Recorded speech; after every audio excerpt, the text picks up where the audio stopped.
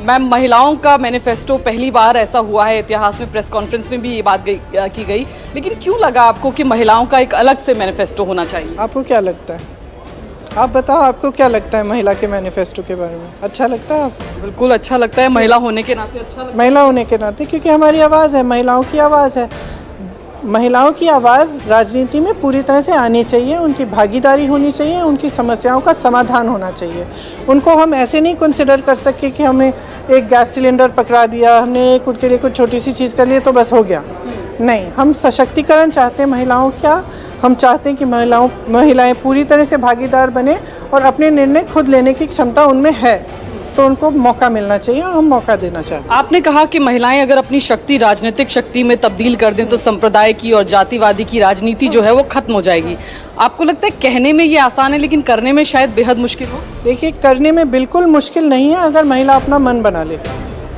उसको समझना पड़ेगा कि उसमें कितनी शक्ति है। ये वोट जो है उसकी सबसे बड़ी शक्ति है।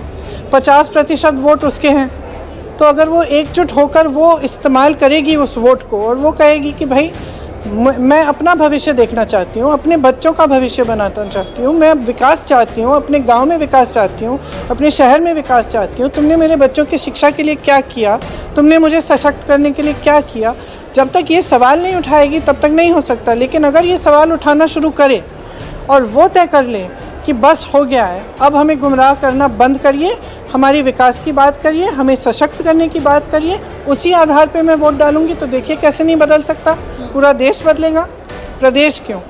आपने मैनिफेस्टो की बात की, सत्ता में आएंगे तभी मैनिफेस्टो आप लागू भी कर पाएंगे, लेकिन चुनौती किससे होगी इस मैनिफेस्टो को पूरी तरह से अमले में लाने में? क्या समाजवादी पार्टी से चुनौती होगी या भारतीय जनता पार्टी से चुनौती होगी? अखिलेश यादव तो कह चुके हैं कि जीरो आएगा कांग्रेस पार्टी। अब वो कह रहे हैं कि ज़ीरो आएगा, कोई और कुछ और कह रहा है।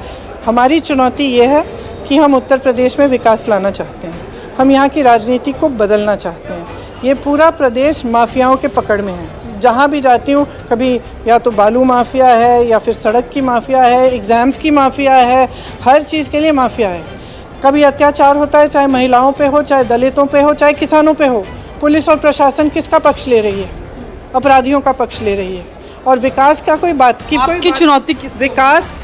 विकास सिर्फ बड़े बड़े इश्तिहारों में है, बस पब्लिसिटी में है, विकास दिख नहीं रहा है किसी को। इसीलिए सबसे बड़ी चुनौती ये है कि उत्तर प्रदेश में विकास कैसे लाया जाए और राजनीति को कैसे बदला जाए, ये सबसे बड़ी। 160 के करीब अंतिम सवाल महिलाएं होंगी जो मैम कांग्रेस पार्टी अगर 40% के उससे जाएं तो उसमें से एक चेहरा क्या आप होंगी, क्या आप लीड करेंगे? इससे पूछिए तो मेरा ध्यान हो जाता है। 160 के करीब महिलाएं होंगी उम्मीदवार के तौर पर। 40% के अगर हम फॉर्मूले से जाएं तो उसमें एक चेहरा क्या प्रियंका गांधी वाड्रा का होगा जो चुनाव हो सकता है, क्यों नहीं। आप ठहर के देखिए, जब निर्णय होगा तो आपको पता चल जाएगा। मुख्यमंत्री का उम्मीदवार, क्योंकि कहते हैं चेहरा नहीं होता तो पार्टी को दोनों निर्णय जब होंगे आपको पता चल जाएगा। इंडिया टीवी हर वक्त हर जगह डाउनलोड करने के लिए सर्च करें India TV news Google play store या ऐप